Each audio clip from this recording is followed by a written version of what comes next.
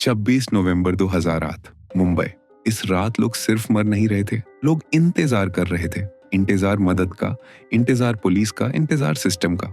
और सबसे दर्दनाक बात यह है, ये इंतजार पहले से अवॉइड हो सकता था, क्योंकि 26/11 एक ऐसी ट्रेजेडी थी जो अचानक नहीं हुई। इसके साइंस थे, इसकी वार्निंग्स थी, लेकिन सिस्टम ने डिसाइड किया बाद में देखेंगे। और उस रात उस बाद में की कीमत लोगों ने अपनी जान से चुका दी। सीएसटी स्टेशन पर लोग जमीन पर लेट गए।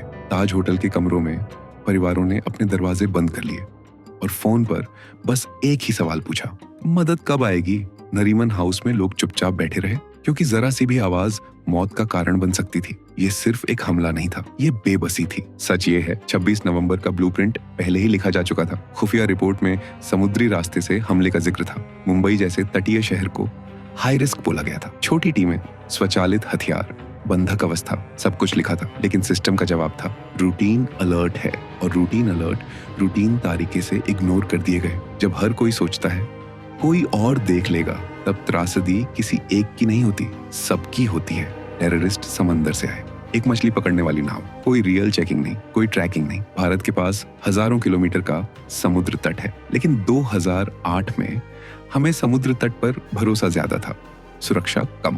पहली गोली चलने के बाद सिस्टम एक्टिव हुआ, लेकिन जो सिस्टम सिर्फ रिएक्ट करता है वो हमेशा देर से होता है। अटैक के बाद भी एक और समस्या सामने आई, कंफ्यूजन। कौन कमांड करेगा, कौन डिसाइड करेगा, कौन जिम्मेदार है? स्थानीय पुलिस के पास आधुनिक हथियार और सुरक्षा, एनएसजी को बुलाया गया, लेकिन दूर से। 26 नवंबर सिर्फ टेररिस्ट की वजह से घातक नहीं था, ये जानलेवा था, क्योंकि सिस्टम स्लो था। डिसीजंस में देरी, रिस्पांसिबिलिटी बांटी गई। और जब ट्रेजेडी खत्म हुई, सवाल भी धीरे धीरे खत्म हो गए। रिपोर्ट आई, बयान आए, लेकिन जवाबदेही कहीं खो गई। 26 नवंबर को हम याद तो करते हैं, लेकिन अक्सर सिर्फ एक दिन के लिए। कैंडल जलती है, ट्वीट आते हैं, तस्वीरें शेयर होती हैं, और फिर हम आगे बढ़ जाते हैं। पर जो लोग उस रात ताज के कमरों में बंद थे, जो सीएसटी के प्लेटफॉर्म पर जमीन पर लेटते थे, सिर्फ सांस रोक के बचे थे, जो नरीमन हाउस में चुप बैठे ये सोच रहे थे कि शायद सुबह नहीं देखेंगे, उनके लिए 26 नवंबर कभी खत्म नहीं हुआ। उनके लिए वो रात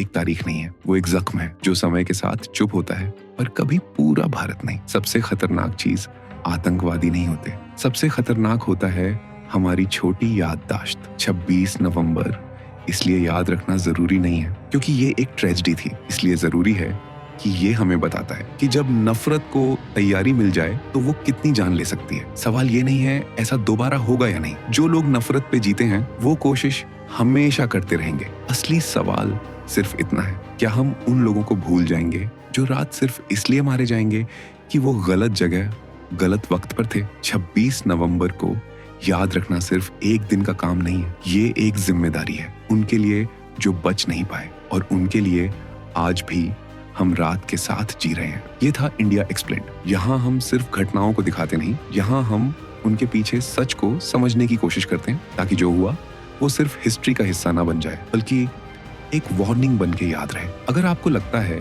कि ऐसी घटनाओं को समझना जरूरी है तो इस वीडियो को लाइक कीजिए, कमेंट्स में लिखिए आपके हिसाब से 26/11 से हमें सबसे बड़ी सीख क्या मिलती है, और सब्सक्राइब कीजिए इंडिया एक्सप्लेन्ड को, ताकि ऐसी वास्तविक घटनाओं को हम सिर्फ याद ही नहीं समझ भी सकें।